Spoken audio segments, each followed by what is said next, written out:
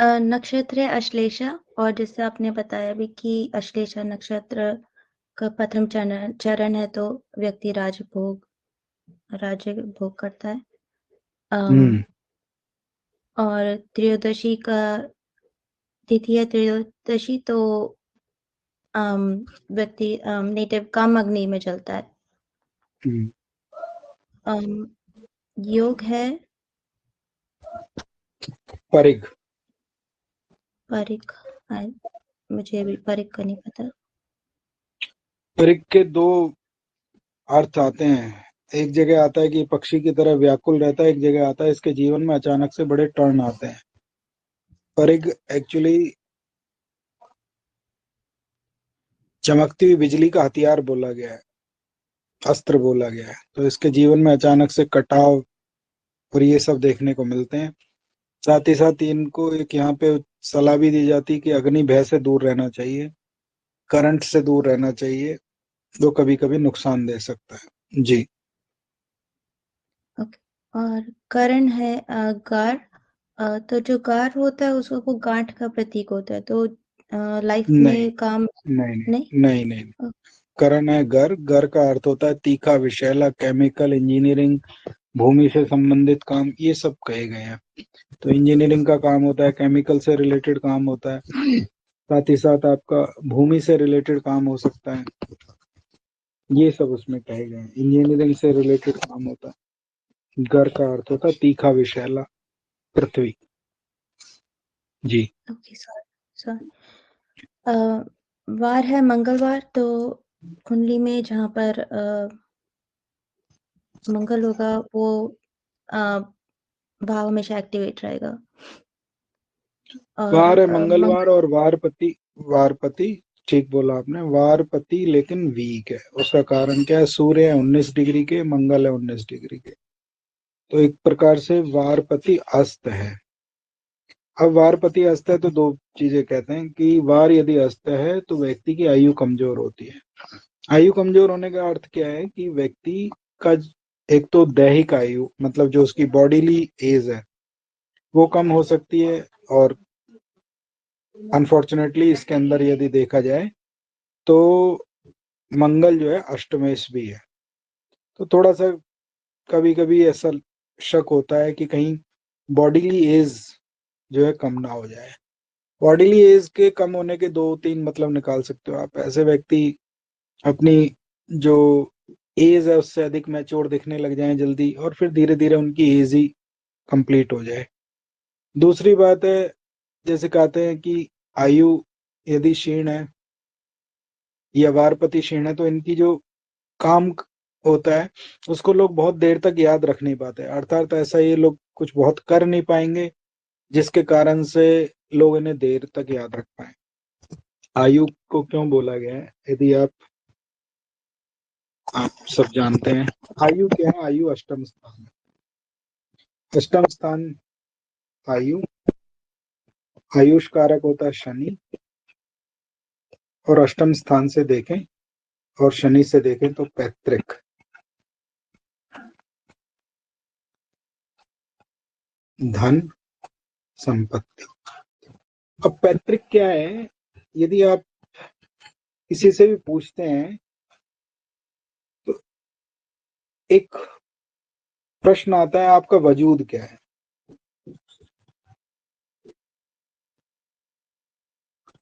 ठीक है, ये अरबी फारसी शब्द रहा होगा शायद, या और कहें आपका अस्तित्व क्या है। तो अस्तित्व, आपका मूल क्या है?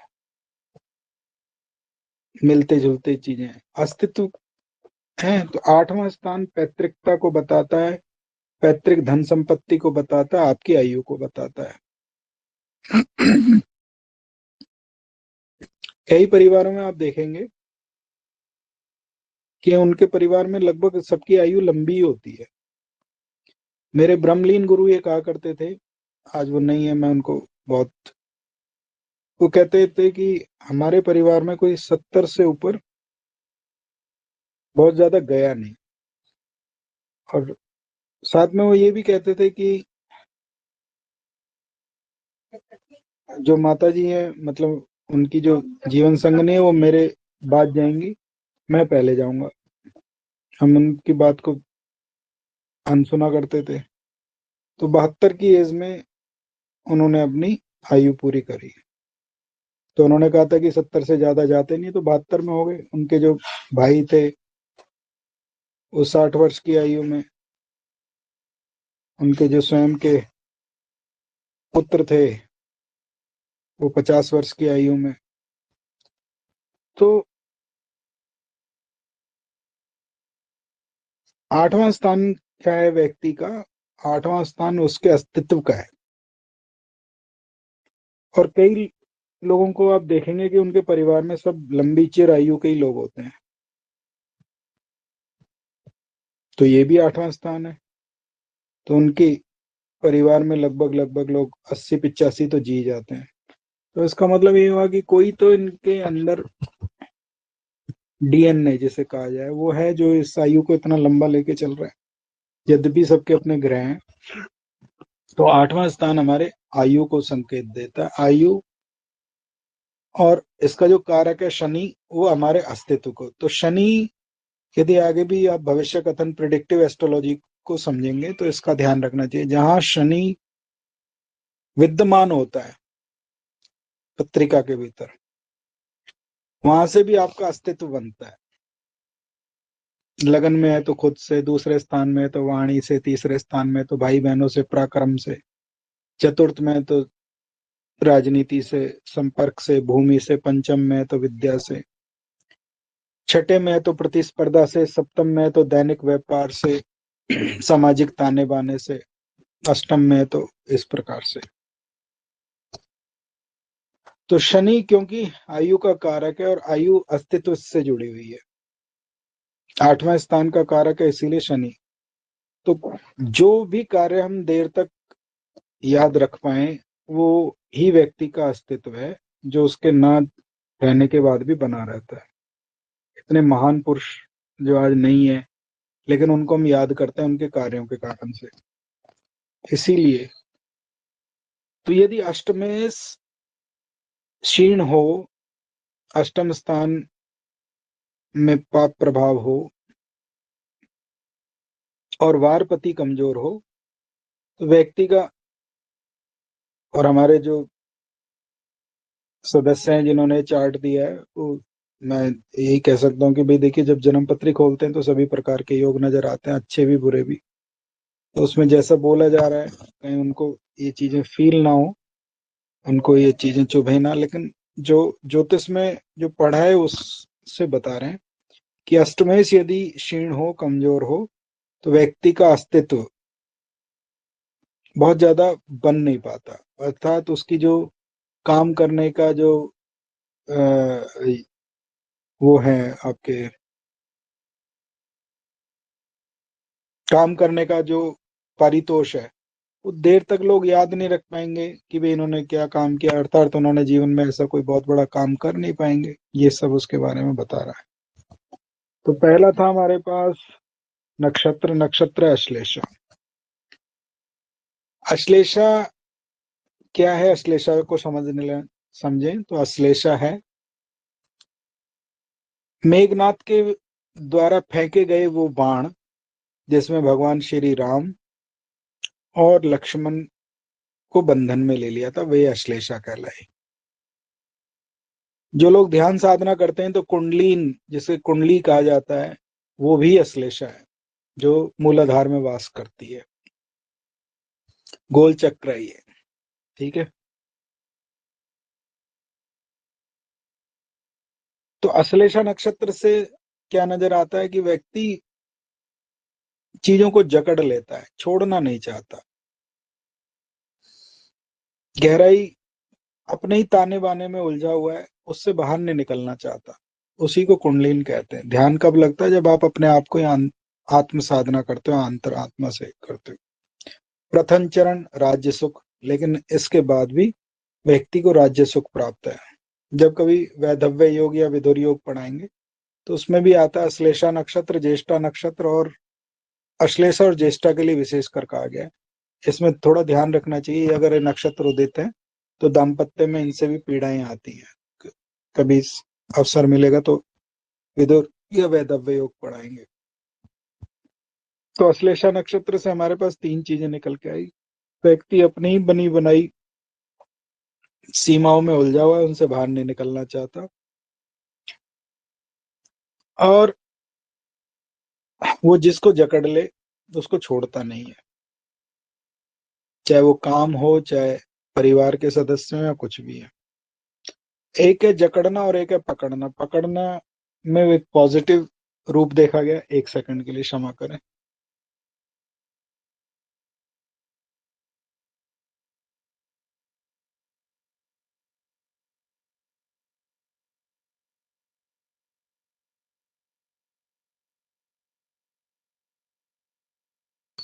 तो एक है सकारात्मक पॉजिटिव तरीके से पकड़ना, एक है जकड़ना। जकड़ने में पकड़ने में फर्क है। अश्लेषा तो जकड़न का प्रतीक है।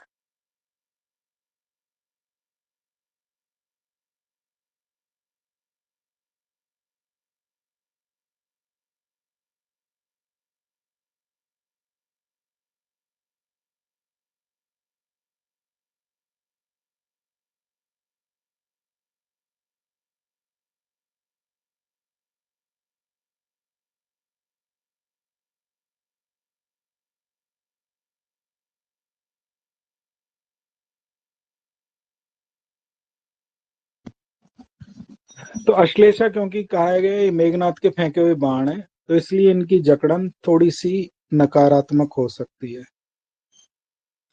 उसके बाद आगे चलते हैं। प्रथम चरण राज्य सुख, उसके उपरांत भी राज्य सुख प्राप्त होता है इनको। ठीक है, तो चीजें इनको, जो कंफर्ट जोन है वो इनको आसानी से उपलब्ध हो जाता है। त्रयोदशी राज का एक और भी अर्थ बताते थे हमारे आचार्य।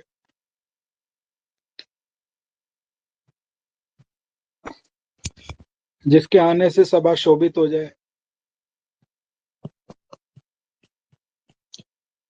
वो राजा है। या जिसके आने के बाद सबको खड़ा होना पड़े, चाहे उसको पसंद करो या मत करो, तो वो भी राजा है। ऐसा नृप का राजा का अर्थ बताया उन्होंने। मतलब जब वो आ रहा है तो परिस्थिति ऐसी है कि खड़ा तो होना ही पड़ेगा भाई, बड़ा है, सम्मान है इसका, तो खड़ा तो होना ही पड़ेगा चाहे। तो वो व्यक्ति के लिए राजसुख कहा गया है। ये त्रयोदशी से आया। तो अश्लेषा के प्रथम चरण से आया। इसके उपरांत आई त्रयोदशी। त्रयोदशी क्या कह रही है व्यक्ति की? ये जैसे मैंने बताया दाम्पत्य समस्याएं लेके आता है। कृष्ण की थोड़ी ज्यादा खराब हो जाती है कभी कभी। उसके उपरांत आता है हमारा परिग। परिग एक प्रकार का अस्त्र है, बिजली की तरह। इंद्र की वज्र, परिग, ये सब अस्त्र हैं। तो ये कहते हैं जिन जीवन में अचानक से उथल पुथल आती है, और ये किसी को अचानक से अपने से दूर भी कर सकते हैं। इसके उपरांत आया करण। करण से व्यापार कर्म देखा जाता है, जो कि गर है। गर का अर्थ होता है तीखा, विषैला। पृथ्वी, केमिकल, तो मेडिकल से रिलेटेड फील्ड आते हैं, केमिकल से रिलेटेड फील्ड आते हैं, इंजीनियरिंग आती है, भूमि से संबंधित काम आते हैं। अंत में आता है मंगलवार। मंगलवार के दिन जिनका जन्म होता है, पहला तो वारपति को देखना चाहिए। वारपति क्षीण पत्रिका के भीतर। हालांकि ऐसा एक आचार्य कहते हैं कि बुध और मंगल को अस्त दोष नहीं लगता, लेकिन बुध को तो नहीं लगता, मंगल को तो थोड़ा बहुत लगता ही होगा। उन्होंने, उनका कथन ठीक है। वो कहते हैं कि मंगल क्योंकि सेनापति है, और सेनापति यदि अस्त हो गया तो फिर कैसे कार्य चलेगा। वो उनकी अपनी व्याख्या हो सकती है। बुध के लिए तो हम ये कह सकते हैं कि उसको अस्त दोष नहीं लगता। उसका कारण क्या है कि बुध लगभग लगभग सूर्य के साथ ही रहते हैं, इसीलिए बुध को अस्त दोष बहुत लोग मानते हैं, बहुत से नहीं मानते। मैं सच बताऊं, मैं उसको केवल एक अंश पे ही मानता हूँ, उसको अस्त दोष को, बुध के अस्त दोष को। अधिक मैं उसको नहीं मानता, क्योंकि यदि बुध के साथ अस्त दोष लगता है तो बुध आदित्य योग क्यों कहलाता। इसीलिए बुध के अस्त दोष को पे बहुत विचार ना करें, अपितु जो आपका अन्य ग्रहों के अस्त दोष पे विचार करना चाहिए। सूर्य को लगता है क्योंकि उसके साथ कोई योग का भी निर्माण नहीं होता। योग का निर्माण भी होता है तो सूर्य और शुक्र यदि इकट्ठे होते हैं तो वो दूसरा योग है, वो नेगेटिव योग ही होता है। वो कहते हैं वीर्य खल्लित योग बोलते हैं उसको, मतलब ऐसे लोग जो है ना वीर्यवान नहीं होते, उनमें ऊर्जाएं नहीं होती, and they are not able to perform the best marital results, ये भी आता है उसके अंदर। तो अब आता है हमारे पास कि वारपति यदि कमजोर हो तो आयु कमजोर होती है। आयु से ये सारी व्याख्या निकल के आई थी, 8वां स्थान, शनि, अस्तित्व वगैरह। और एक और भी देखा जाता है कि यदि मंगलवार के दिन व्यक्ति का जन्म है तो ये आत्म प्रशंसा के या अग्रिम पंक्ति, मतलब सबसे आगे खड़े होने का इनका मन करता है कि जो रिकॉग्नाइजेशन है जो वो सबसे पहले मेरे को ही मिलना चाहिए, बाकियों को चाहे बाद में मिले लेकिन मेरे को क्यों नहीं मिला, ऐसा इनको वो होता है। तो ये हमारे पास 1 2 3 4 5 चीजों का इंटरप्रिटेशन था। पक्ष इसमें कृष्ण है और अगले 2 दिन बाद अमावस्या का योग भी है। तो देखने से ये भी प्राप्त हो रहा है कि व्यक्ति थोड़ा अंतर्मुखी हो सकता है। तो ये पूरी की पूरी व्याख्या पंचांग से थी। मैंने इसीलिए कहा था दीपा जी बोलेंगी तो मेरे को अधिक बोलना पड़ेगा। तो और आपके माइंड में और कोई पॉइंट हो तो पंचांग के विषय में आप बोल सकते हैं, बाकी तो कुंडली तो आप अच्छे से बोल ही लेते हैं। जी आगे चलें दीपा। जी लगन की राशि है कन्या राशि है और इसका स्वामी है बुध जो 12th हाउस में गया है। जी तो इसका लॉर्ड है बुध जो 12th हाउस में गया, तो ऐसे लोगों की पर्सनालिटी वीक होती है और विदेश से भी संबंध होते हैं। और कन्या राशि वाले लोग थोड़े सीक्रेटिव होते हैं, जैसा दिखते हैं वैसे होते नहीं है। कन्या राशि में सीक्रेटिव तो नहीं होते, लेकिन कन्या के बारे में मेरे एक आचार्य ये कहते थे, वो प्रश्न का सिद्धांत है, वो कहते थे कि यदि प्रश्न लगन में कन्या राशि आ जाए तो थोड़ा संभल के देखिएगा प्रश्न को। वो ये कहते थे कि मान लीजिए कन्या राशि आए, लगन का स्वामी बली हो और आपको लगे कि किसी प्रकार की कोई समस्या नहीं है तो कहना भैया समस्या हो सकती है, क्योंकि एडवर्स ही निकलेगा। और कन्या लगन का प्रश्न हो और उसमें नजर आए कि सब कुछ स्थितियां अनुकूल हैं तो कह दीजिएगा कि आने वाले टाइम में कुछ अटपटा होने वाला, ये उनका विचार था। उसका कारण मैंने उनसे पूछा तो उन्होंने बताया कि कन्या के एक हाथ में धान है और एक हाथ में मशाल है, एक हाथ में अग्नि है, तो वो विध्वंस भी कर सकती है और घर भी बसा सकती है, ये उसके बारे में कहा गया है। तो कन्या सीक्रेटिव तो नहीं है। सीक्रेटिव हमारे 2 लग्न होते हैं, एक है वृश्चिक, उसके रहस्य, उसके शब्द में ही रहस्यमयी कहा गया है, गुप्त, पापी, रहस्यमयी, कुटिल, ये सब उसकी संज्ञाओं में आता है। और है कुंभ, कुंभ को दार्शनिक कहा गया। दार्शनिक क्या होता है, अंतर्मुखी कहे गए, मतलब इतनी जल्दी अंदर ही अंदर चलता होता है उनके मंथन। वो जो वृश्चिक है थोड़ा सा कभी कभी नकारात्मक सेंस लेता है, कुंभ जो है वो दार्शनिक सेंस लेता है। लेकिन कन्या के बारे में ये तो नहीं कहा जा सकता कि ये जैसा भी आपने कहा, लेकिन हाँ ये जरूर है जो प्रश्न के अंदर उन्होंने बताया, पुस्तकों में देखने को कहीं नहीं मिला कि कन्या के बारे में सीक्रेटिव कहा गया है। हाँ ये आदत इनकी जरूर ऐसी होती है, कुछ भी नहीं है तो सर पे चश्मा लगाना शुरू कर दिया, कुछ भी नहीं है तो एक नखून, अपना एक उंगली का लड़का है तो एक उंगली का नखून ही बढ़ा लिया अलग से। दुनिया जहाँ क्लीन शेव रहती है तो ये शेव बड़ी कर लेते हैं, दुनिया जहाँ पे दाढ़ी रखेगी तो शेव काट लेंगे।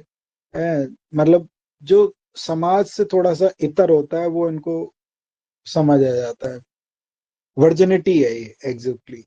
और कई बार कन्या लगन में उत्पन्न व्यक्ति, ऐसा भी देखा गया, जैसे मिथुन लगन के साथ हम देखते हैं, मिथुन जोड़े के साथ आता है, तो या तो इनसे पहले कोई सेम जेंडर का होता है या इनसे बाद में कोई सेम जेंडर का होता है। मिथुन में ऐसा देखने को मिला है। इसी प्रकार से कन्या के बारे में ये देखा जाता है कि कन्या लगन का जिनका जन्म होता है, तो they are the newly born, अपने परिवार में, अपने घर में, या तो ये प्रथम जेंडर होता है, इससे पहले हो सकता है लड़कियां लड़कियां होती हो, ये लड़का हुआ हो, या ये फर्स्ट ही बॉर्न होता है, मतलब अपने घर में ही नया पहले ही बच्चा होता है। दो चीजें देखने को मिली हैं। बताइए वंदना जी, अभी कई सारी बातें कर ली हमने इसमें, अश्लेषा नक्षत्र हाँ के जी बारे सर। में, त्रयोदशी, तो इसमें क्या क्या देखने को मिल रहा है, बताइए।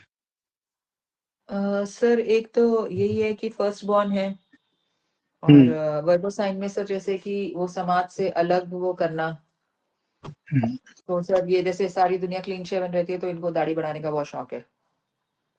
अच्छा, सॉरी। ये वो मेरे आचार्य ये कहते हैं कि इनको थोड़ी अटपटे शौक होते हैं। कभी कभी उंगली का एक नाखून लंबा कर लेना, कभी कभी सर पे चश्मा लगा लेना, कभी कभी कलमें लंबी कर लेना, नमक ज्यादा है तो ये कहना इसमें नमक जरूरत से ज्यादा है, ज्यादा तो हो सकता है इनको जरूरत से ज्यादा नजर आने लग जाता है। तो कहते हैं बड़े हम्म। सोफिस्टिकेटेड लोग होते हैं ये लोग। हाँ सर, मंगल की वजह से ये कह सकते हैं, नमक का तो पता नहीं मतलब सर, लेकिन ये कि तीखा बिल्कुल खाना नहीं पसंद, मिर्च जिस खाने में नहीं है मिर्च उसमें भी ये बोलना कि मिर्च है।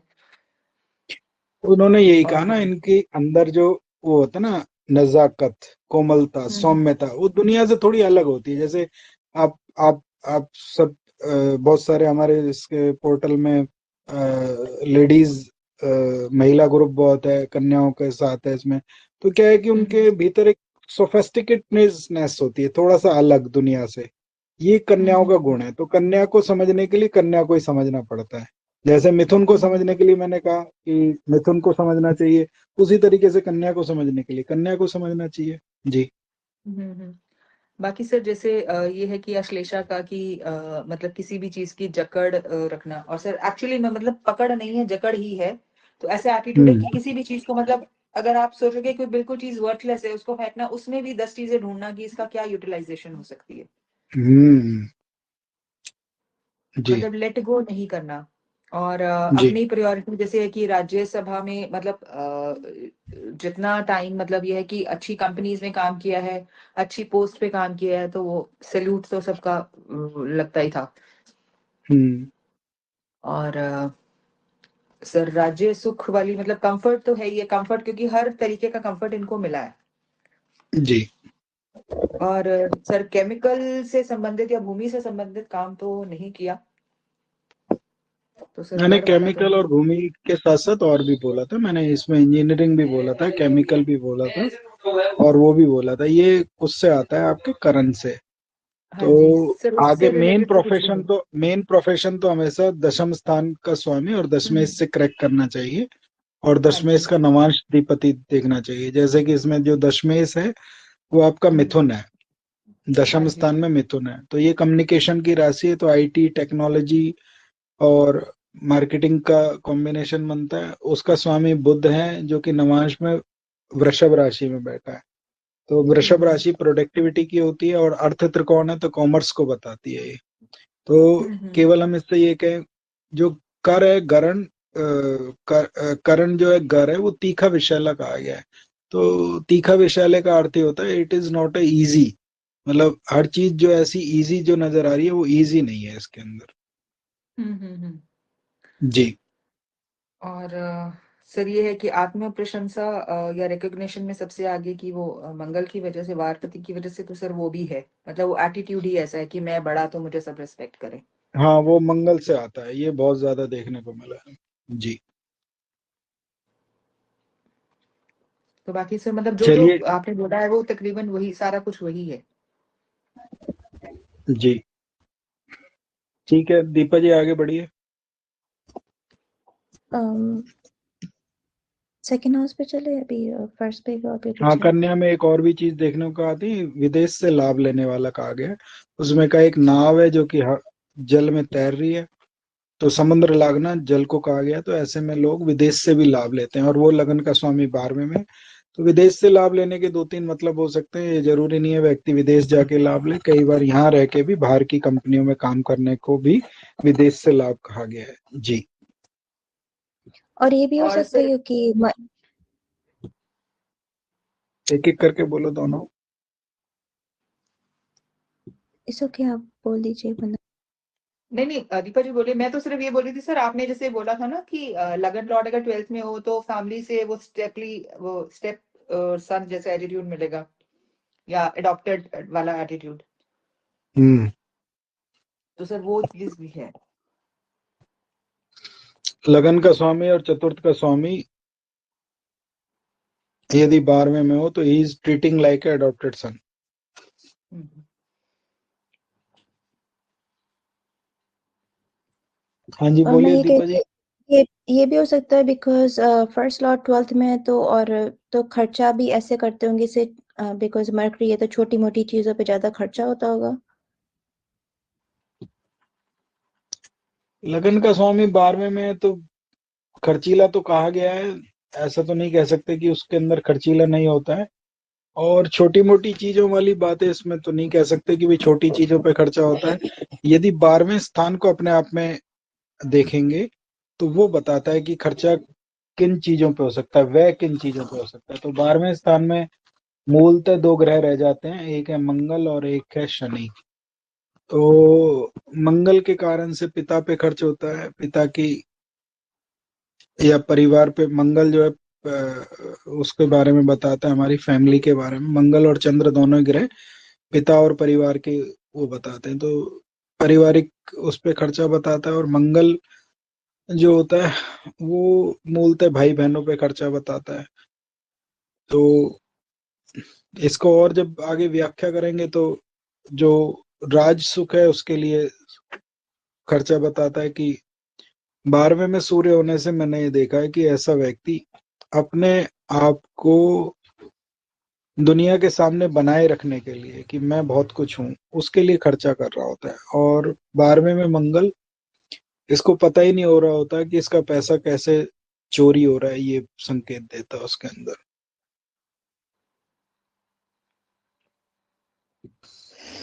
ओके। सर ये तो बिल्कुल खर्चा नहीं करते।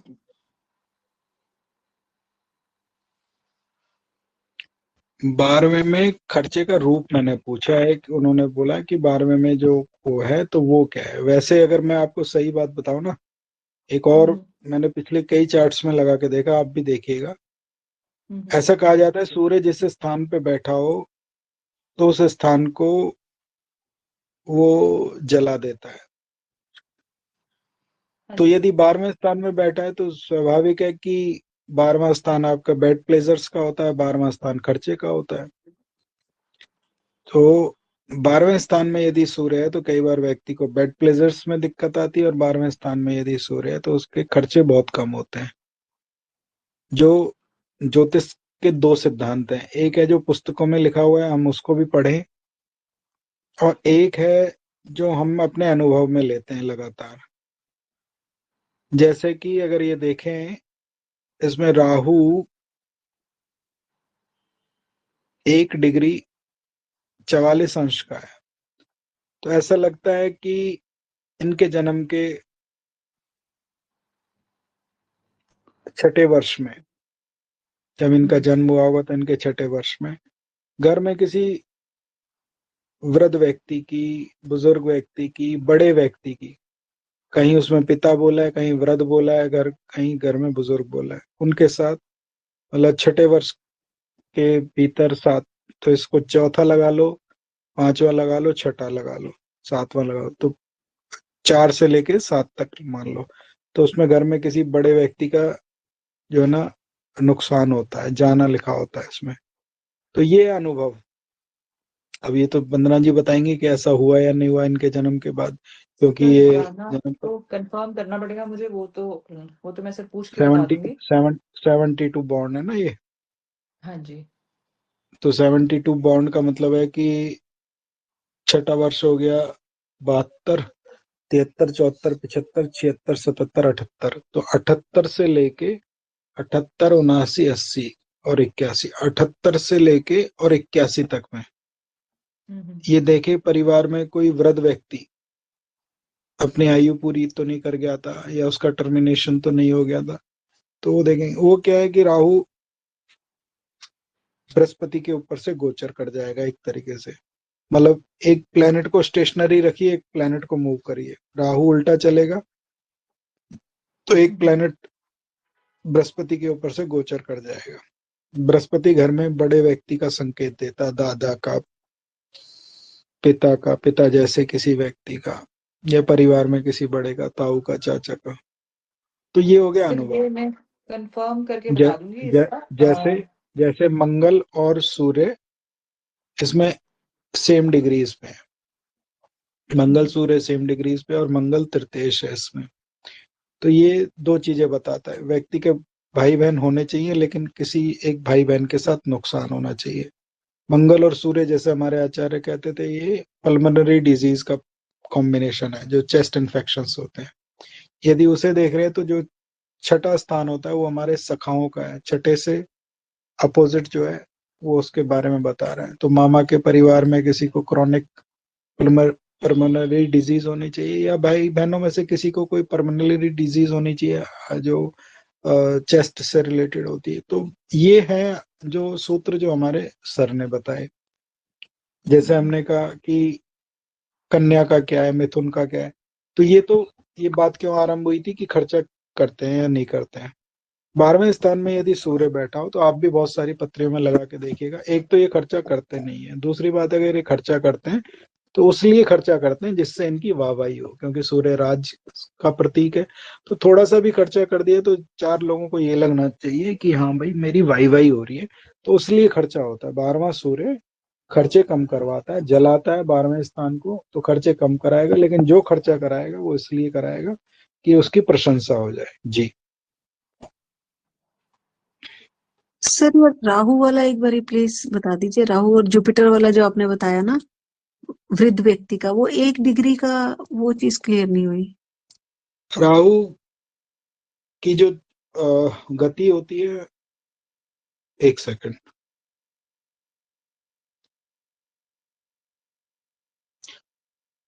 जन्म पत्रिका में दो ग्रह उल्टे गति बनाते हैं, राहु केतु, और बाकी ग्रह सारे सीधी गति बनाते हैं। ठीक है, और राहु केतु उल्टी गति बनाते हैं। तो ऐसा देखने में आता है कि राहु से इमीडिएटली अगले स्थान में यदि कोई ग्रह है, ओ इसमें मेरे से गलती लग गई, वो बन्ना जी सॉरी, एक सेकंड, एक गलती लग गई, मैंने उसको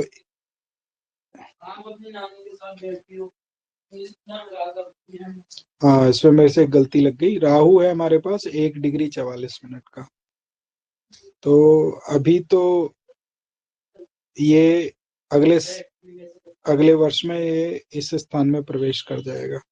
ठीक है, लेकिन बृहस्पति 5 डिग्री के हैं, तो ये इसमें जब जाएगा तो 29 अंश से जाएगा ना, तो ये गलती हुई मेरे से, इसमें हमें जोड़ने चाहिए थे 25 और जमा 1, तो ये हो गया हमारे पास 26। तो इसमें हमें कहना चाहिए था 25 से लेके और 29 के बीच में। सॉरी मेरे से गलती हो गई थी, मैं उसको जल्दी में देख गया। तो 25 से, जब व्यक्ति की आयु 25 से 29 के बीच में रही हो, प्लस माइनस 1 साल ले सकते हैं उसको, 2 साल ले सकते हैं मैक्सिमम, तो घर में किसी वृद्ध व्यक्ति की या परिवार में पिता जैसे व्यक्ति के साथ कोई हानि होनी चाहिए, ये संकेत इसमें आता है। और ये अभी सुमन जी पूछ रही थी तो वो क्यों है, वो मैंने अभी बताया कि राहु यदि विपरीत चलेगा तो राहु पहले होता है 29 डिग्री पे, फिर होता है 28 डिग्री पे, फिर होता है 27 डिग्री पे। तो राहु है इसमें 1 डिग्री के, और पिछले स्थान में बृहस्पति है, तो बृहस्पति है 1 डिग्री पे, तो राहु यहाँ आएगा तो 29 पे आएगा।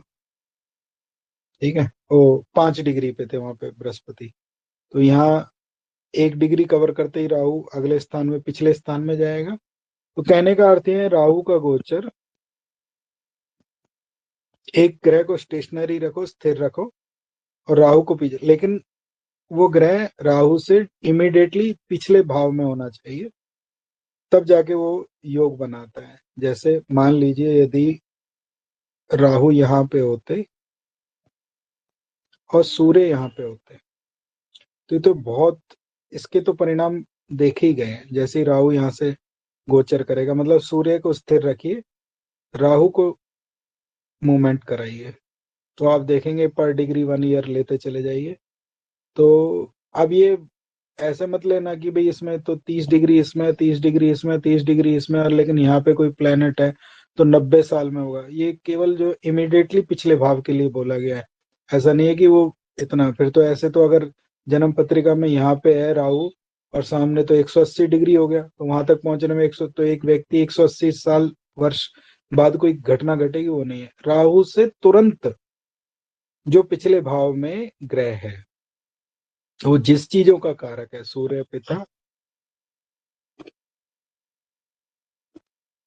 पिता, मंगल भाई बहन, इस प्रकार से उसे, तो ये बताता है कि घटना कब घटनी चाहिए। तो इसमें देखने से ऐसा लगता है कि हमारे पास जो अभी मैंने बताया था वो 25 से 29 के बीच में घर में किसी वृद्ध की या पिता जैसे व्यक्ति के साथ में कोई हानि होनी चाहिए। जी, जो ये लगन की डिग्री के अकॉर्डिंगली आपने 25 से 29, पहले आपने अर्ली एज में कहा, क्या? वो चीज जैसे अभी आपने पहले आपने बताया था कि 6 से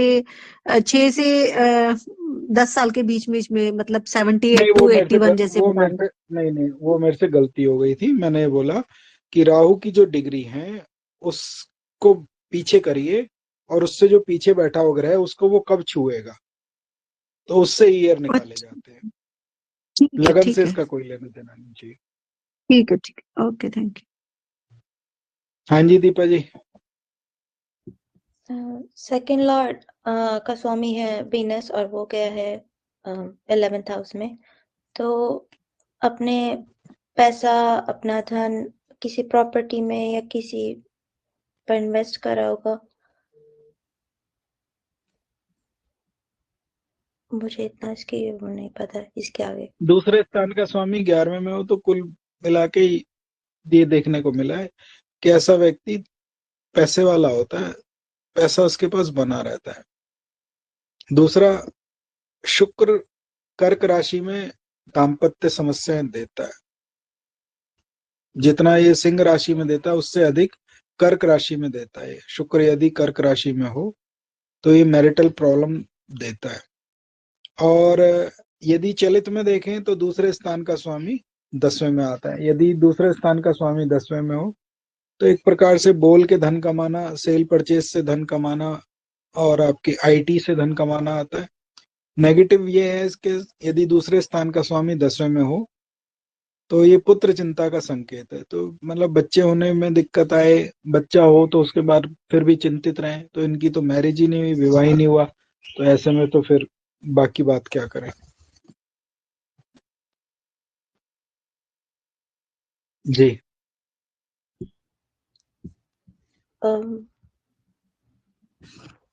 थर्ड हॉस्पिटल। हाँ, तीसरे स्थान को दो ग्रह देखते हैं, एक मंगल और एक शनि। ओके। तो ये तो संकेत देता है कि व्यक्ति अपने साथ साथ दो भाई बहनों को और लेके आया हो। लेकिन साथ ही साथ इसमें ये भी आता है कि मंगल और शनि यदि संयुक्त दृष्टि से किसी भाव को देखें, ज्वाइंट एस्पेक्ट से किसी हाउस को देखते हैं, तो ऐसा आचार्य कहते थे 36 से 38 की आयु में उनके साथ उस भाव से संबंधित अच्छा या बुरा कुछ ना कुछ हो सकता है।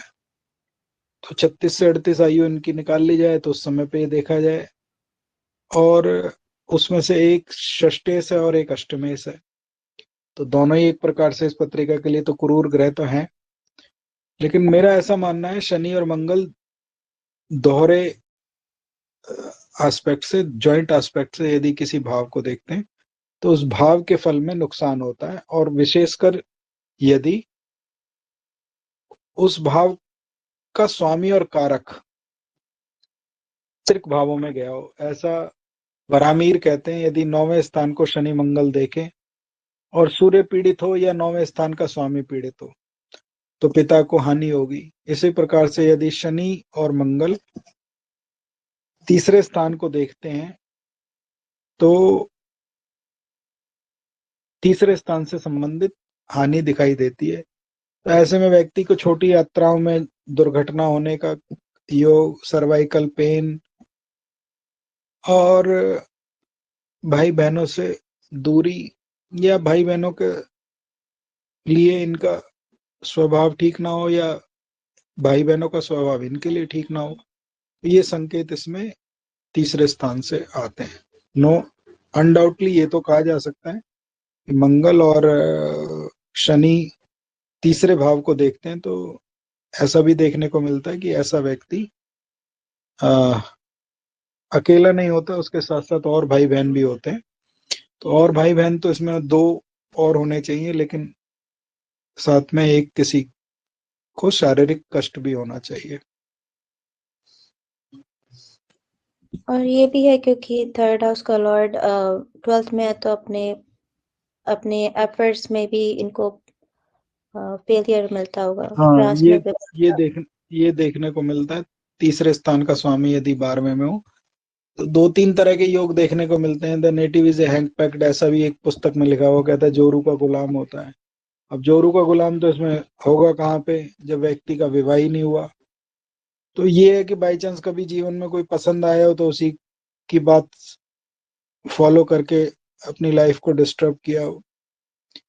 फिर आता है the progress after a lady, तो जब इनके जीवन में कोई लेडी आएगी तो प्रोग्रेस होती है।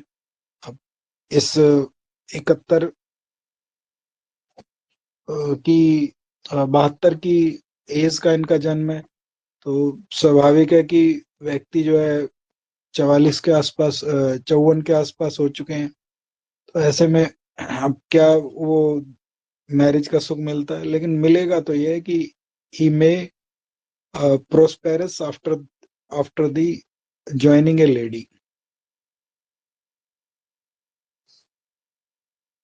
और इसमें जुपिटर भी अगर खिसक के जा रहा है तो इसको भी देखेंगे थर्ड हाउस में। चतुर्थेश यदि तीसरे में हो तो 2-3 तरह के योग देखने को मिले हैं। चतुर्थेश यदि तीसरे में हो तो आता है कि ऐसा व्यक्ति के साथ सौतेला व्यवहार होता है। अब सौतेला व्यवहार हुआ है तो ये बताएंगे। फिर दूसरा आता है कि इसकी संपत्ति दूसरे के हाथों में चली जाती है, तो ये भी इसमें योग बनता है। और चतुर्थेश यदि चतुर्थ में हो तो व्यक्ति संपत्तिवान होता है, माता पिता के सुख से भरपूर होता है।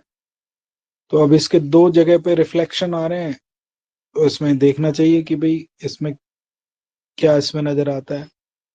जैसे कि जो जन्म है इनका वो दिन का है, तो जिन दिन के जन्म में हमेशा प्राथमिकता से चंद्रमा उसको शुक्र को माता का कारक मानना चाहिए। रात के जन्म में चंद्रमा को, मतलब संध्या काल के जन्म में। तो यदि शुक्र को देख रहे हैं तो शुक्र कर्क राशि में है और बृहस्पति पत्रिका में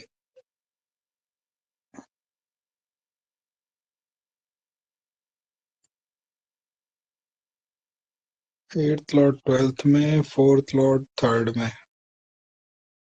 ये तो संपत्ति के लिए, प्रॉपर्टी के लिए कोई विवाद बता रहा है, इनका विवाद होगा इसमें। चौथे स्थान का स्वामी तीसरे में हो तो संपत्ति के लिए विवाद होगा।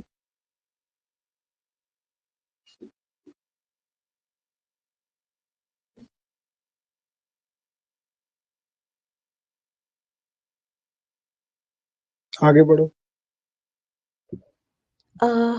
जुपिटर इन 4th हाउस तो घर इनका बहुत सुंदर होगा। घर के पास कोई बैंक या एटीएम, कोई टेम्पल ऐसी जगह हो सकती है। हाँ, ऐसा हमारे आचार्य कहते थे, ये बात सही है। चौथे स्थान में यदि बृहस्पति हो तो घर के आसपास कोई फाइनेंशियल इंस्टीट्यूशन होता है, विद्यालय होता है, और या फिर कभी कभी कोई मंदिर वगैरह होता है। वैसे सूर्य से ज्यादा देखा जाता है मंदिर और गवर्नमेंट बिल्डिंग, बृहस्पति से देखा जाता है आपका फाइनेंशियल इंस्टीट्यूशन।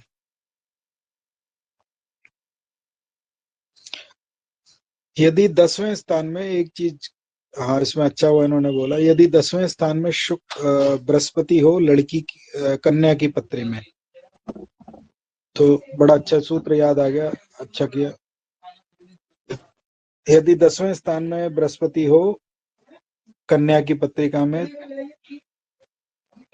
तो विवाह के लिए बड़े चूजी होती हैं ये लड़कियां, ऐसा लड़का है ये ऐसा इसको। और यदि चौथे स्थान में, उसको रिवर्स कर लो, चौथे स्थान में यदि बृहस्पति हो पुरुष की कुंडली में, तो ये इनके लिए विवाह में बड़ी समस्या आती है। तो इस सूत्र को भी ध्यान रखिएगा, 10वें स्थान में बैठा हुआ बृहस्पति कन्या के लिए, चौथे स्थान में बैठा हुआ बृहस्पति लड़के के लिए, ये विवाह दोष दे देता है जी। और इस पे जैसे राहु भी खिसक के आ रहा है, तो ये भी फिर योग भी बनता है इसमें, जुपिटर राहु और राहु। खिसक रहा है तो बृहस्पति भी तो खिसक जाएगा। ओके, आई सी, ऑलराइट। सर अभी महादशा जो इनकी चल रही है वो मून जुपिटर मून की ही चल रही है, तो उसको कैसे डिफाइन करेंगे?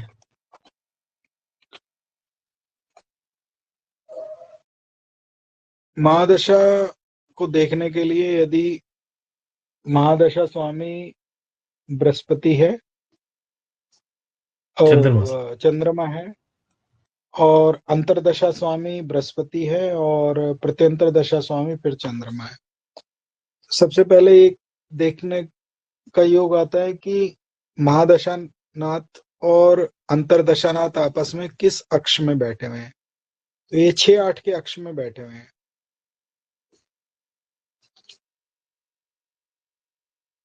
6-8 के अक्ष में बैठे हुए हैं।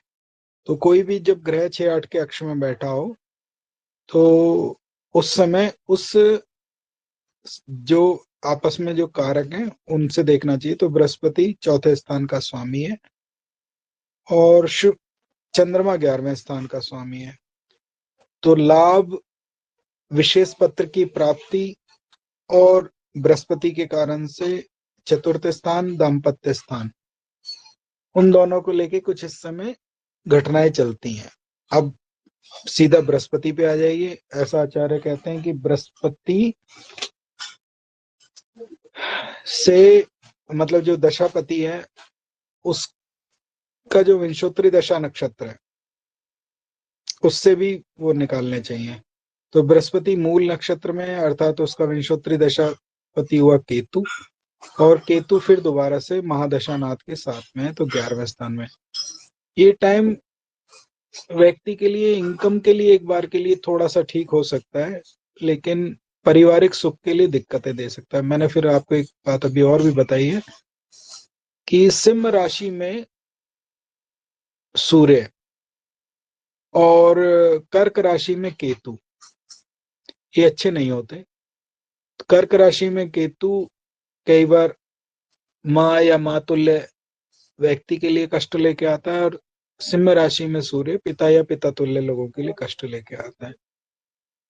तो इस पीरियड में 4th house property, 4th house आपके मित्र बंधु बांधव, 4th हाउस आपके माँ जैसी महिला, मदर इन लॉ है नहीं क्योंकि भाई व्यक्ति का विवाह नहीं हुआ, तो उनसे रिलेटेड कोई ना कोई इश्यूज इस पीरियड में दिखाई दे सकते हैं।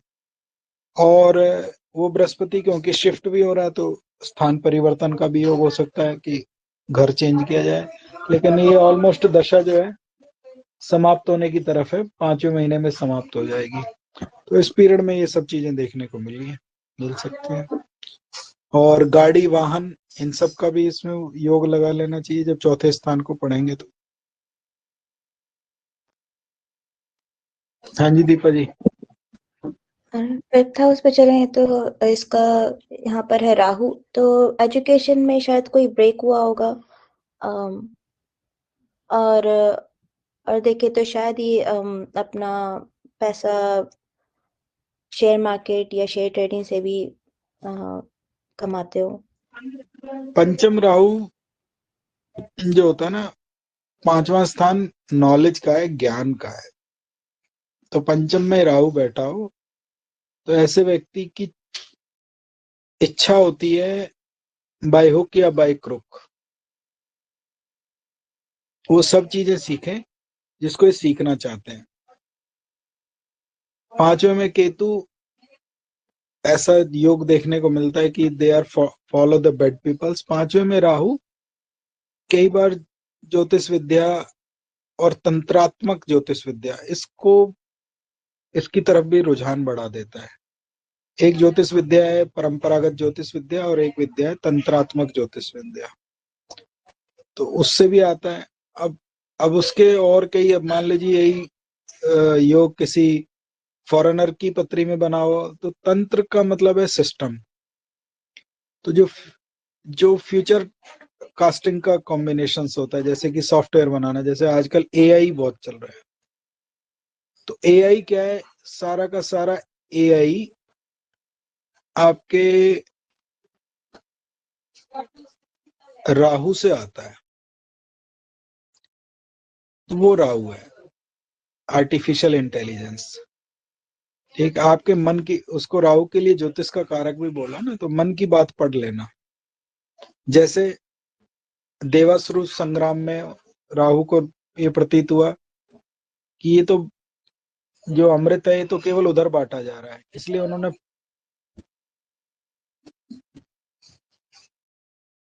तुरंत वो बात पढ़ ली।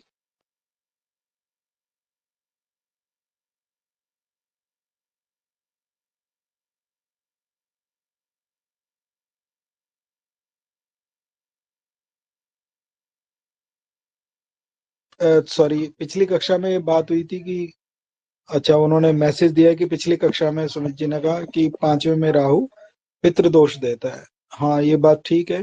पांचवें स्थान में राहु बैठा हो और उसको पाप ग्रह देखे और सिंह राशि पीड़ित हो या मघा नक्षत्र में ग्रह पीड़ित हो तो ये पितृदोष देता है। इसमें देखो पितृदोष तो है, लेकिन ये केवल एक ग्रह के कारण से पूरा पितृदोष नहीं बनता है। तो आंशिक पितृदोष है इसमें। एक तो घोर पितृदोष, और पितृ कृपा से संतान प्राप्त होती है, तो संतान के लिए विवाह होना चाहिए। पिछली पूरी कक्षा में यही बात हुई थी। तो इसका मतलब है कि यदि व्यक्ति को पितृदोष है तो विवाह बाधा आती है, पितृदोष है तो उसको व्यवसाय में बाधा आएगी, क्योंकि कोई भी यदि अभिभावक अपनी कन्या का विवाह कराना चाहेंगे तो देखेंगे कि लड़का कमाने वाला होना चाहिए, तो इसीलिए उसमें इनकम में भी प्रॉब्लम आती है। ये पितृदोष के कारक हैं। तो जो सुमित जी कह रहे हैं वो ठीक है, इसमें पितृदोष तो है, लेकिन पांचवें में राहु फिर भी एक चीज के लिए अच्छा है, व्यक्ति को नॉलेज तो बहुत जबरदस्त है, बहुत शार्प नॉलेज है इसको, और लेटेस्ट नॉलेज है ये है इसके अंदर, क्योंकि जो स्पेकुलेशन के लिए भी बोल पंचमाधिपति है। सकते हैं। हाँ, स्पेकुलेशन तो आती है, पांचवें में राहु बैठा हो तो स्पेकुलेशन तो आती है इसमें।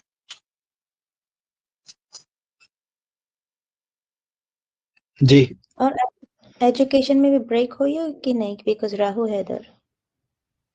राहु में एजुकेशन में ब्रेक कैसे कहते हो आप? ये चेंज करते हैं जानबूझ के। देखो, राहु के स्वभाव को पढ़ो, उसने क्या है कि बैठा हुआ है वो उधर राक्षसों की या दैत्यों की पंगत में, उठ के चला गया वो दूसरी तरफ। तो इसका मतलब है अपनी इच्छा से चेंज करते हैं ये, कुछ और बड़ा करने के लिए।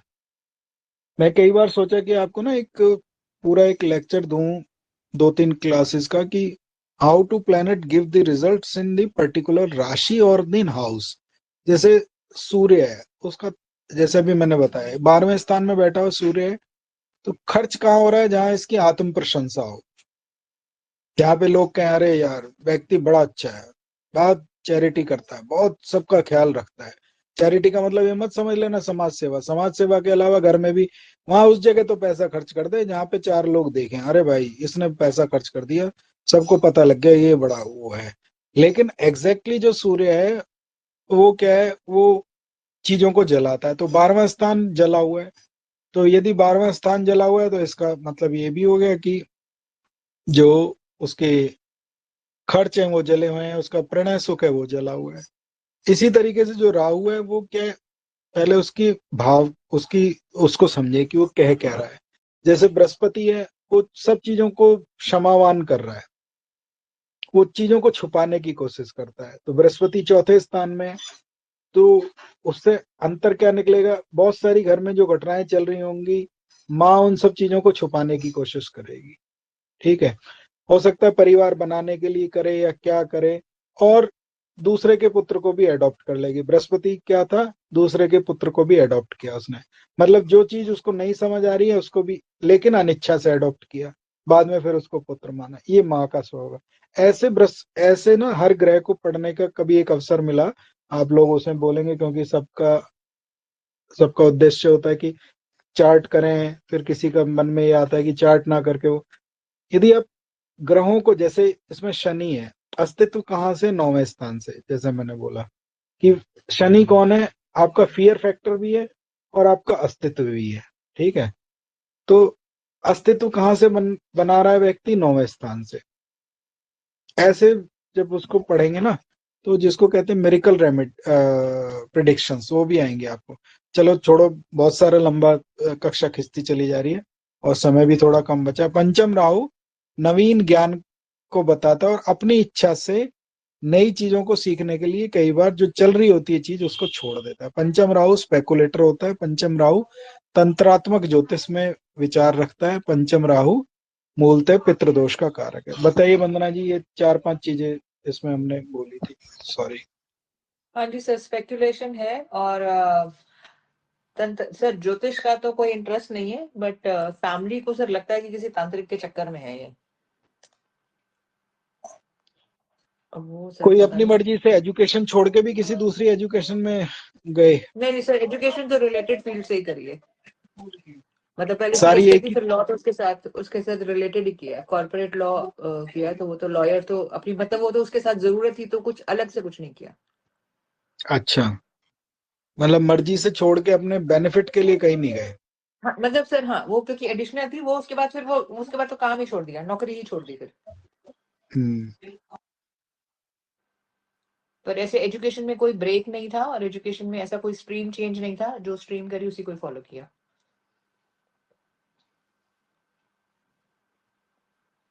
और जी। बाकी सर मदर का जैसे है कि मदर चीजें छुपाने के लिए, तो मदर यही कोशिश करती रही है कि चीजें छुपाती रहें।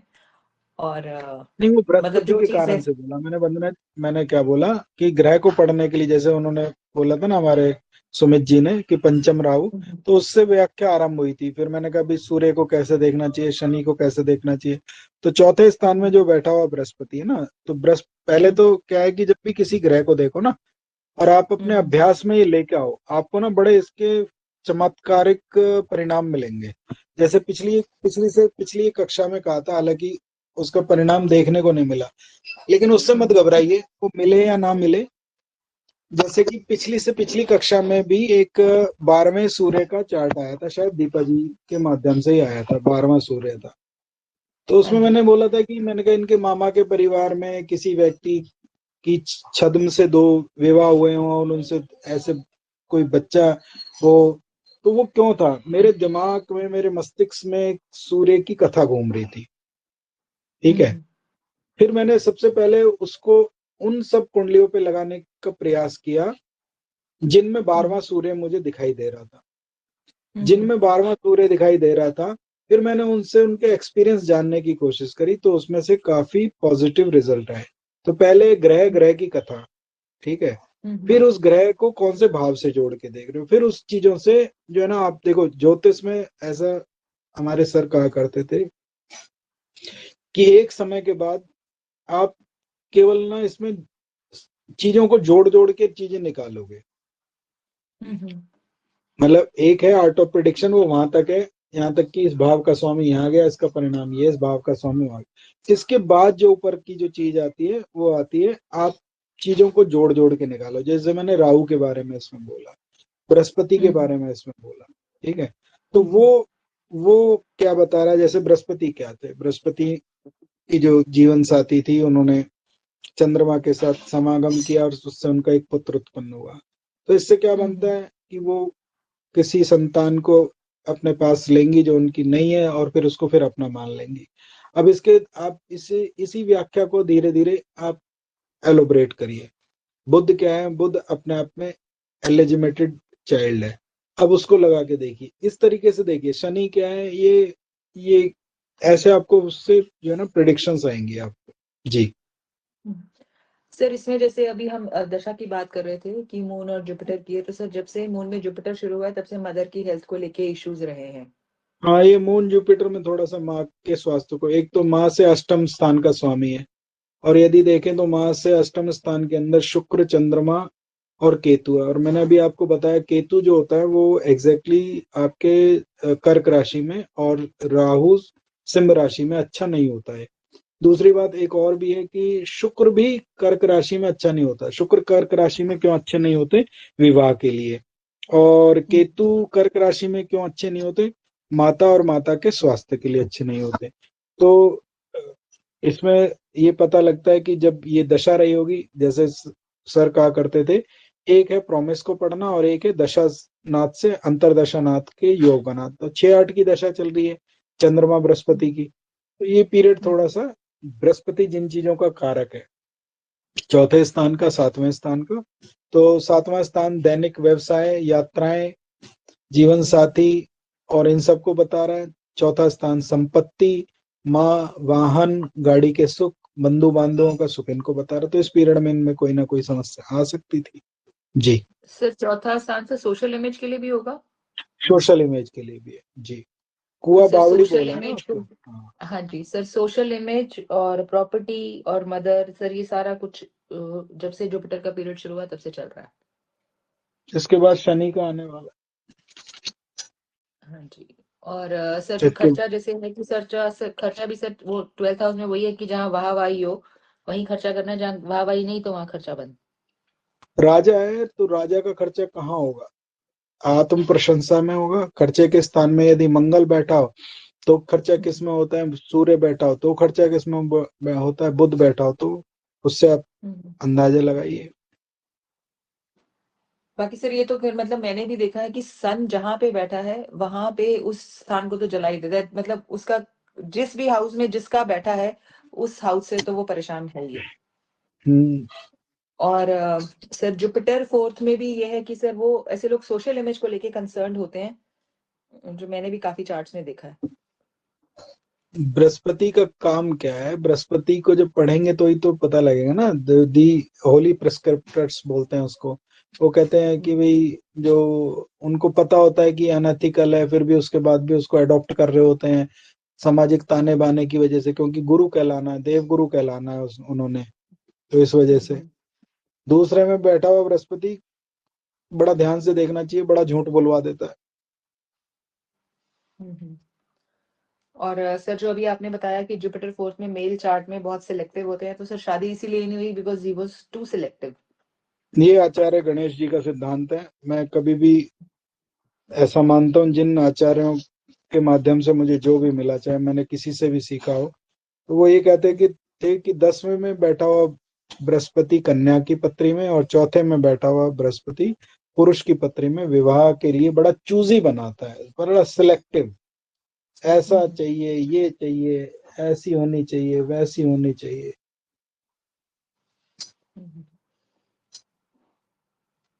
तो सर ये तो सारी चीजें मतलब सारी चीजें लग रही हैं। आगे चलिए सर एक दीपा जी, पॉइंट पूछना चाह रहा था, सॉरी। ओके, बताइए बताइए बताइए बताइए। हाँ सर, मैं ये कहना चाह रहा था, देखिए केंद्र के दो स्वामी हैं, मतलब एक तो मरकरी है जो बुध है और एक फर्स्ट, और बृहस्पति है। जुपिटर, और इधर चंद्रमा। चंद्रमा अश्लेषा में, मरकरी मेरे ख्याल से है मगा में, जुपिटर मूल में।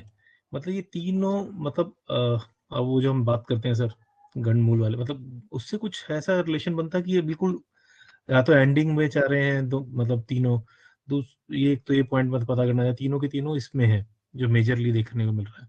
सेकेंडली एक मैं ये पूछना चाह रहा था कि मघा नक्षत्र एंसेस्टर लाइनेज को भी शो करता है, तो बीइंग ए 10th लॉर्ड, क्या पता जो इनका प्रोफेशन है या ये रिलेट करेगा कि पीछे से कुछ चलता आ रहा है, उसी को प्राइड फील करते हुए आगे बढ़ा रहे हैं, इस तरह कहा जा सकता है सर? 10वें स्थान का स्वामी यदि मघा नक्षत्र में हो तो ये तो देखने को मिला है कि परिवार से राजगद्दी मिलती है। हाँ जी, उसको बढ़ाएंगे या नहीं बढ़ाएंगे वो उनकी दशा पे और उस भाव पे डिपेंड करता है। तो ये तो हो सकता है कि परिवार से इनको राजगद्दी मिली होगी, भाई ये काम तुम संभाल लेना, लेकिन उसको संभालें या ना संभालें वो तो 12वां भाव जिम्मेदार हो जाएगा।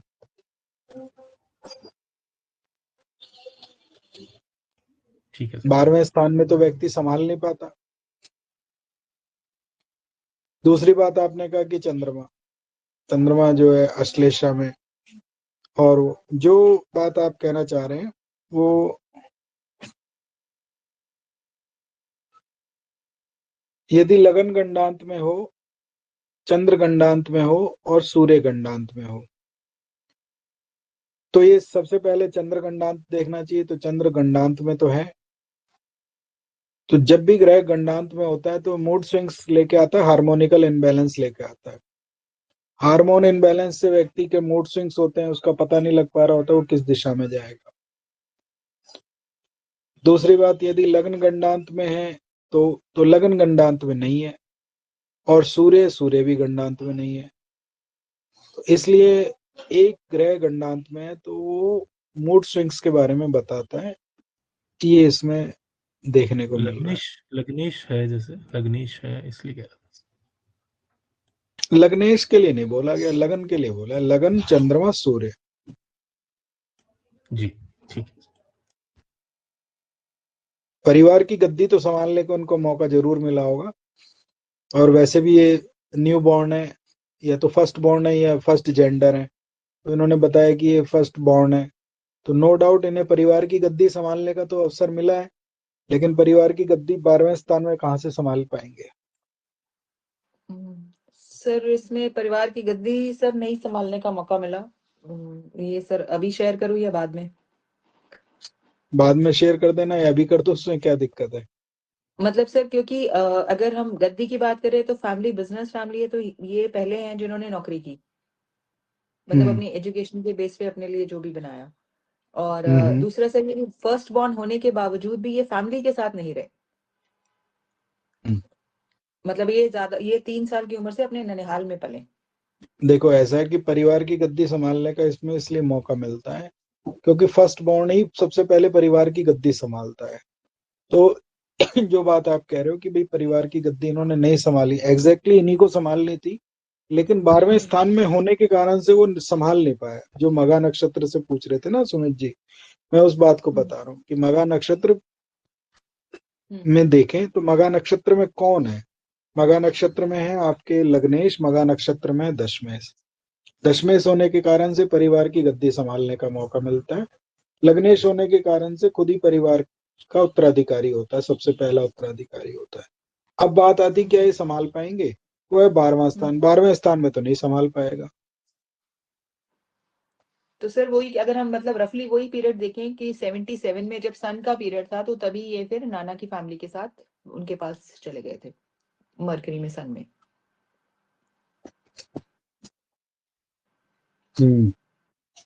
ये किसी भाई अपने छोटे भाई बहन के ऊपर खर्चा करते हैं, उनका खर्चा खुद उठाने का ऐसा है इनका? नहीं जी। नहीं। वो समझ और आता है यदि दूसरे स्थान का स्वामी तीसरे में हो तो व्यक्ति पिता की भूमिका निभाता है। और सर जो आप बोल रहे थे कि सिबलिंग्स के लिए ठीक नहीं रहेगा, तो सर मंगल का है कि 2 सिबलिंग्स थे इनके सर, एक भाई और एक बहन। तो सर एक बहन का मतलब बहन इज नो मोर, वो तीसरे पल्मोनरी स्थान प्रॉब्लम की है। तीसरे स्थान को पाप ग्रह देख रहे हैं, अच्छा योग नहीं है ये। हम्म। तो वो सर वो बहन का उसी पीरियड में मतलब प्रॉब्लम जो आई वो पल्मोनरी प्रॉब्लम बहन को ही आई, और उसकी वजह से उसका सर्वाइवल नहीं हुआ।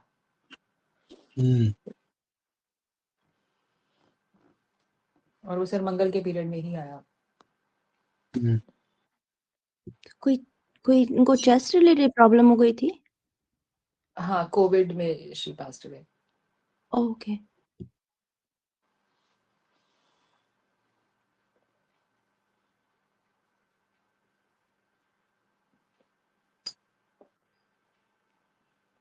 और सर भाई बहनों पे खर्चे वाली तो सर बाकी कोई बात नहीं, उनके साथ इनफैक्ट मतलब रिलेशनशिप भी वैसा नहीं है जैसे सिबलिंग्स का होता है।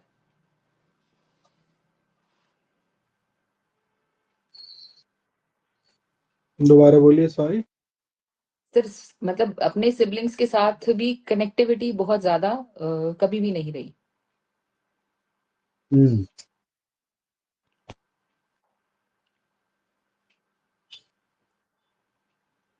सर एक पॉइंट जानना चाहता था सर। अभी जो दशा चल रही है मून जुपिटर की, जो मुझे लग रहा था मदर की हेल्थ को लेके, मैं जानना ही चाह रहा था D3, मतलब एक तो 22वां दृष्टांश और 64वां नवांश, ये जुपिटर बैठते हैं, तो उससे कुछ हम और भी कुछ इस पे आगे बात कर सकते हैं इस बारे में?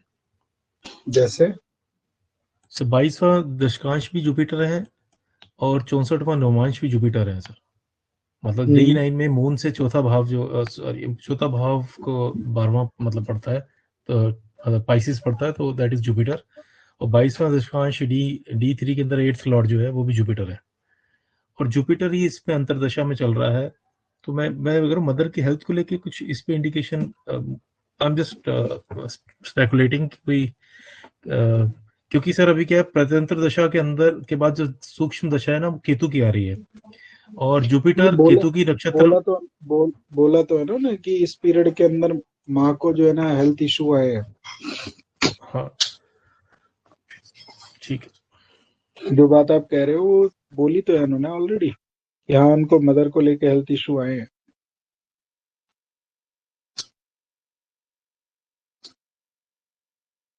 जी, 6 साल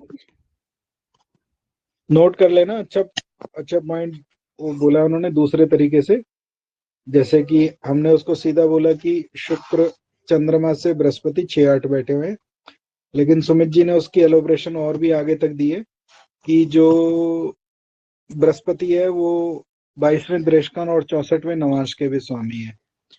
तो ये पॉइंट भी अपने आप में ध्यान रखने वाला है कि जब इस प्रकार के ग्रहों की दशा चलती है, जो छिद्र ग्रह होते हैं, या 22वां दृष्टान 64वां नवांश, 64वां नवांश निकालने के दो तरीके होते हैं। चंद्रमा नवांश पत्रिका में चंद्रमा से चौथा, तो वो 64वें नवांश कहलाता है। और दूसरी बात, जन्म पत्रिका में 8वें स्थान का जो पहला नवांश होता है वो भी 64वां नवांश होता है। 22वां दृष्टान और 64वां नवांश इस प्रकार से भी निकाले जाते हैं। लेकिन एक पुस्तक है शायद जातक पारिजात, जहां तक मुझे ध्यान है, तो उसमें चंद्रमा से चौथा नवांश के भीतर 64वां नवांश या 22वां दृष्टिकोण के बारे में व्याख्या दे रखी है। तो किसी भी प्रकार से देखिए तो ये दशा जो है चंद्रमा से बृहस्पति की, ये 6-8 के अनुसार देखें, 22वें दृष्टिकोण के अनुसार देखें, 64वें नवांश के अनुसार देखें, कर्क राशि में बैठे हुए केतु के अनुसार देखें, जो बृहस्पति मूल नक्षत्र में बैठे हैं उसके कारण से, तो वो किसी भी प्रकार से थोड़ा ठीक तो नहीं थी पर्टिकुलरली आपके उसके लिए। और अभी यदि ठीक नहीं थी या ठीक नहीं है, ऐसे कह सकते हैं इसको, वर्तमान में जो हमारे शनि महाराज हैं वो कुंभ राशि से गोचर कर रहे हैं। तो कुंभ राशि में गोचर करने के कारण से इस समय पत्रिका के भीतर आपका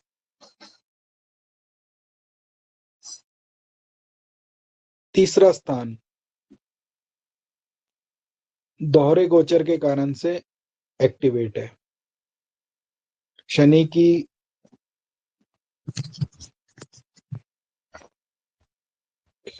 का ट्रांजिट इस स्थान को, बृहस्पति का ट्रांजिट इस स्थान को एक्टिवेट करता है। तो इस कारण से तीसरा स्थान इसमें एक्टिवेट है। तो जन्म पत्रिका में जब भी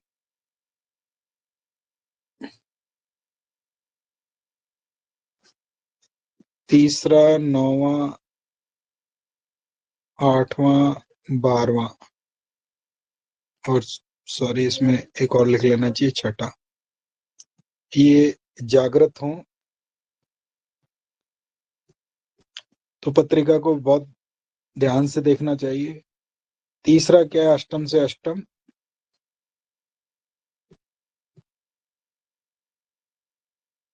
और तीसरा अपने आप में स्थान परिवर्तन या परिवर्तन, ठीक है।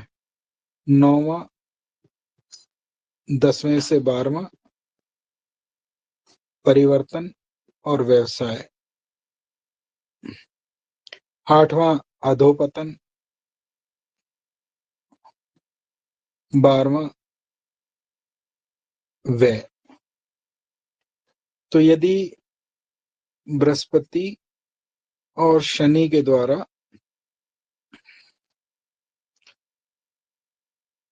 3, 6, 8, 9, 12 इसमें से 9वें को थोड़ा सा व्यवसाय के लिए और बाकी 3, 6, 8, 12 को अति कष्ट, इनके लिए ध्यान रखना चाहिए। तो ऐसे में व्यक्ति को अचानक से स्वास्थ्य समस्या, शारीरिक पीड़ा, मृत्यु तुल्य कष्ट, ये सब देखे गए हैं। तो इस वजह से बोला थोड़ा सा ध्यान रखें। और साथ में सर उन्होंने बता मदर, ही दिया कि बोलिए सॉरी सर, मदर के बोलिए। लगन से मैंने कहा शनि के ऊपर से बृहस्पति का इस समय गोचर हो रहा है और उनका 3rd हाउस अष्टम से अष्टम एक्टिवेट है, वो भी दोबारा वहां बोलिए, पे शनि दोबारा बोलिए, नहीं दोबारा मदर बोलिए। के लगन से हम्म, अगर लगन से जी देखते हैं जहां पे जो जातक का 9th हाउस है वहां पे बृहस्पति का गोचर हो रहा है इस समय। ठीक है। वो माता का 6th हाउस हो गया जो, और ये क्या कहते हैं, जातक का जो 6th हाउस है वो मदर का अष्टम से अष्टम स्थान हो गया, तो वो भी एक्टिवेट हो रहा है।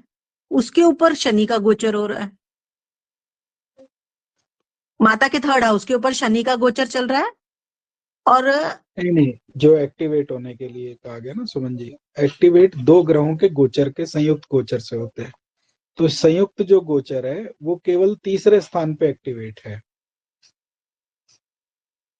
संयुक्त गोचर तीसरे स्थान पे एक्टिवेट है, जो मां से 12वां है और व्यक्ति की कुंडली में तीसरा स्थान 3rd हाउस जी। है। तो मां से 12वां स्थान यदि जागृत होता है तो इस समय मां को व्यय, खर्च होना, एक्सपेंडिचर होना, ये सब देखने को मिला है। ठीक है सर। सर माँ सर की अगर आयु आप हानि भी इस वजह से हो सकती है। सर हाँ, मैं सर वही कहना, अगर आपकी आज्ञा हो तो बस ये कहना चाह, 9 जनवरी से 22 जनवरी तक का समय थोड़ा सा ध्यान देने लायक मेरे हिसाब से सर। सर मैं भी वही चीज, मेरे को अष्टम से अष्टम वाला वो मैं ही वही चीज कह रही थी कि मदर के लगन से जो ये 11 नंबर राशि है कुंभ राशि, जो इस समय जातक की 6th हाउस है, वो वहां से शनि का गोचर हो रहा है। वो माता का अष्टम से अष्टम स्थान है।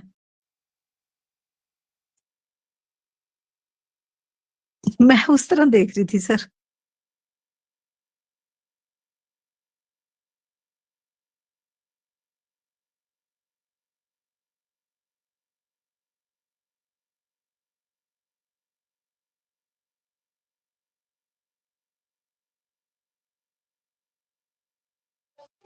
हाँ जी, सॉरी बताइए, आप कुछ कह रहे थे। सॉरी, मैं एक अर्जेंट कॉल आ गया था जी।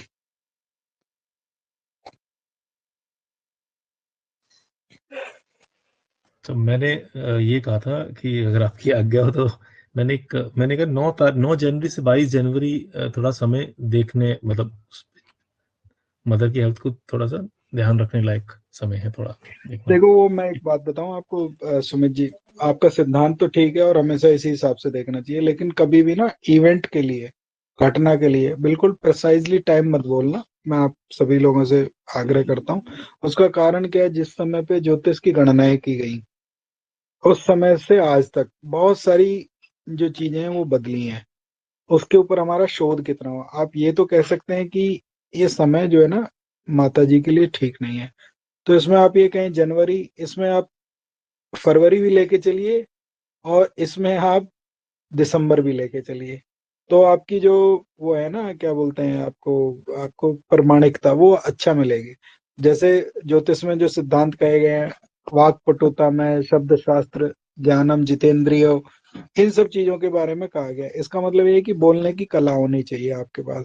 तो जब ये आप ये कहेंगे कि वो प्रश्न में तो बोल सकते हैं, नो डाउट, मैंने देखा कि जिनसे हमने सीखा जीवन में, तो वो प्रश्न के बारे में तो वो कहते थे कि इस दिन इवेंट होगा, तो उस दिन के लिए तो कह सकते हैं। दशाओं के अनुसार अगर आप ये कहें ये पीरियड, ये 7 दिन का 8 दिन का बड़ा वो है, वो दिक्कत भरा रहेगा। आप ये कहना चाहिए आपको, ये जो शुक्र जो चंद्रमा में बृहस्पति की दशा है, ये दशा पीरियड इनके लिए, माता जी के लिए, पैतृक संपत्ति के लिए, वाहन के लिए अच्छी नहीं है। इसको केवल इतना ही कहना चाहिए। जी सॉरी। इसमें इस नहीं मैं आपको बींगे आगे चल के, आप सब लोग भगवान ने चाहे तो प्रैक्टिशनर एस्ट्रोलॉजर अभी हैं और बनेंगे, तो जब आप उसको समयबद्ध कर देंगे ना तो बड़ा नुकसान होगा। जैसे हमने भी देखिए क्या होता है, कोई भी चीज सीखने से ही आती है। अब हमारे पास भी बहुत सारे लोग आते हैं पूछने के लिए, तो जो एग्जैक्ट टाइम की इवेंट है वो अब निकल के नहीं आ रही। मैं बहुत सारी जगह देखा कि हम ये देखते हैं कि जैसे पीछे, हाँ, एक व्यक्ति का वो आ रहा था, वो they want to know about the कि भाई इनको जो है ना कोई सरकारी आपदा हो रखी है तो क्या इससे इनकी मुक्ति हो जाएगी। हमने देखा जी इस दशा में हो जानी चाहिए। 12वां केतु ये कहता है कि व्यक्ति की बंधन से मुक्ति हो जाती है। बंधन का मतलब होता है कि किसी भी समस्या में चल रहा है उससे छूट गया, दशा ही नहीं छूटा। ठीक है, केतु के तुरंत बाद आती है शुक्र दशा। ये देखा कि पत्रिका में 12वें स्थान का स्वामी भी शुक्र है। हमने कहा इस दशा में छूट जाएंगे, तो ना तो वो केतु की दशा में उनको समस्या, उनकी जो समस्या थी वो हल हुई, ना वो शुक्र की दशा में समस्या हुई। अंत में जाके हमने उनसे एक ही बात कही कि भाई अब इसमें हम तीसरा पीरियड आपको दें, तो वो एक तरीके से है कि आप एक टाइम आगे बढ़ाए जा रहे हो, और अंत में क्या होगा कि ज्योतिषी तो अपमान का शिकार होगा ही होगा। ज्योतिष के बारे में भी, समुदाय के बारे में भी ये जाएगा ये सब झूठ बोलते हैं, इससे होता नहीं है। हाँ, आप या हम ये कह सकते हैं कि ये जो चंद्र बृहस्पति की दशा है, ये माता के स्वास्थ्य के लिए, सामाजिक छवि के लिए, प्रॉपर्टी के लिए, प्रॉपर्टी में उठने वाले विवाद के लिए, वाहन के लिए, ये सब चीजें थोड़ा सा दिक्कत भरी रहेंगी। इस तरीके से आप बोलिए, उसको समय बना के बोलेंगे। पता लगा इवेंट कई बार बाद में हो रहा है, आप हमसे जनवरी देख के चल रहे हैं, वो जाके हो रहा है फरवरी में, तो समस्या हम जनवरी देख के चल रहे हैं हो चुका है वो दिसंबर में, तो समस्या। इस बात का आप सभी लोग ध्यान करके चलेंगे। जी सर मैं कुछ बोलूं? अब थोड़ी देर में चार्ट खत्म हो जाएगा, तब बोल देना जब रिकॉर्डिंग बंद कर देंगे। अच्छा ठीक है सर। हाँ जी दीपा जी, सॉरी आज तो आपको हमने बहुत बार बार परेशान किया। चलिए, नहीं, बहुत नॉलेज की बातें सुनने मिली। कुछ नॉलेज नहीं है, सब ऐसे ही। 6 लॉर्ड इन 9th हाउस, तो पिता से दूरी दिखाता है। छठे स्थान का स्वामी यदि 9वें में हो तो कई बार पाँव में चोट लगने की समस्या आती है, लेकिन ये भी कहा जाता है पिता एक संपन्न व्यक्ति होते हैं। संपन्न का मतलब है उनका समाज में प्रभाव होता है, नाम होता है, ऐसा हमारे आचार्य कहते थे। यदि छठे स्थान का स्वामी 9वें में हो तो पिता एक संभ्रांत, संपन्न और अच्छे व्यक्ति होते हैं जिनका समाज में नाम चल रहा होता है। वो तो ये कहते थे कि ऐसा व्यक्ति सरपंच होता है, मतलब दूसरों के झगड़े निपटाने वाला होता है।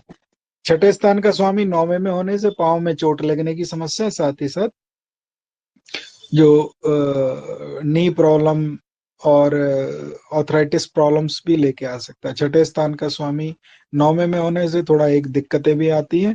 ये ऐसे व्यक्ति को भाग्यहीन भी कहा गया है। अब एक तरफ हम कह रहे हैं कि ये राज्य सुख प्राप्त करने वाला है, भाग्य का स्वामी 11वें में, तो छिद्र स्थानों के स्वामी यदि शुभ स्थानों में जाते हैं तो उस व्यक्ति को थोड़ा सा अपने भाग्य के लिए मेहनत तो करनी पड़ती है। और शनि वैसे भी कर्म बंधन है, तो कर्म बंधन होने के कारण से कई बार व्यक्ति को ये कहा गया है कि जो व्यक्ति जैसा लेके आया है वैसा उसको भोगना पड़ता है। तो ये भी इसमें छठे स्थान का स्वामी ये सब योग देखते हैं। और अभी उन्होंने बंदना जी ने शेयर किया कि उनको घुटने की सर्जरी हुई है, तो छठे स्थान का स्वामी 9वें में होने से रोग ऋण शत्रु का योग है ना, तो यदि रोग स्थान का स्वामी जिस स्थान से संबंध बनाता है तो उस स्थान से पीड़ाएं देखने को मिली है। तो पिता संभ्रांत व्यक्ति होने चाहिए, सरपंच होने चाहिए, और साथ ही साथ जो वो है आपका ये भी पता है उसके अंदर। जी आगे बढ़िए। Seventh Lord in fourth. आज 7वें तक ही करेंगे इसी पत्रिका को, अगली बार भी कर लेंगे। अभी पीछे भी 1-2 बार लोगों को आया था कि सर एक ही बार में खत्म मत किया करें क्लास को, तो आज 7वें तक करेंगे। 7वें स्थान का स्वामी चौथे में, बताइए। मुझे इसके बारे में नहीं पता। 7वें स्थान का स्वामी चौथे में हो तो दाम अपने जीवन साथी के नाम से संपत्ति लेता है, एक। दूसरी बात ये होती है 7वें स्थान का स्वामी चौथे में हो तो माँ जो होती है वो पिता का कर्म निभाती है। दूसरा मतलब कि जो पिता कर्म छोड़ के जाता है उसको माता निभाती है। 7वें स्थान का स्वामी चौथे में हो तो ये भी देखने को मिलता है, जो स्पाउस होता है, जो मतलब कि हस्बैंड लड़का है तो लड़की उसकी जो वाइफ है वो, और लड़की है तो उसका हस्बैंड, वो कहते हैं कि वो अपने सास ससुर की कदर नहीं करता है। तो पहला तो योग बना 7वें स्थान का स्वामी चौथे में, तो जीवन साथी के नाम से संपत्ति ले। अब इनका जीवन साथी कोई है ही नहीं तो संपत्ति लेंगे कहाँ से। 7वें स्थान का स्वामी चौथे में, तो जो माँ है वो पिता का कर्म निभाती है। तो हो सकता है इनकी मदर ने जो इनके फादर की जो ड्यूटीज हैं उनको पूरा किया हो। 7वें स्थान का स्वामी चौथे में, तो वाइफ जो है हस्बैंड वाइफ की मतलब कि पेरेंट्स की कदर नहीं करेगी। जब वाइफ है ही नहीं तो फिर उसमें कोई योग ही नहीं बना, ये आता है इसमें। मुझे एक क्वेश्चन था, ये प्रतिस्पर्धा का मीनिंग क्या होता है? आपने बताया था कंपटीशन। शनि। ओके।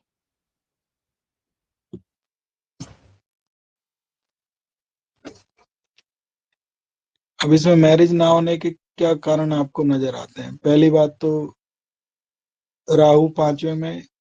अब इसको चार्ट को आज यही कंप्लीट कर लेते हैं। और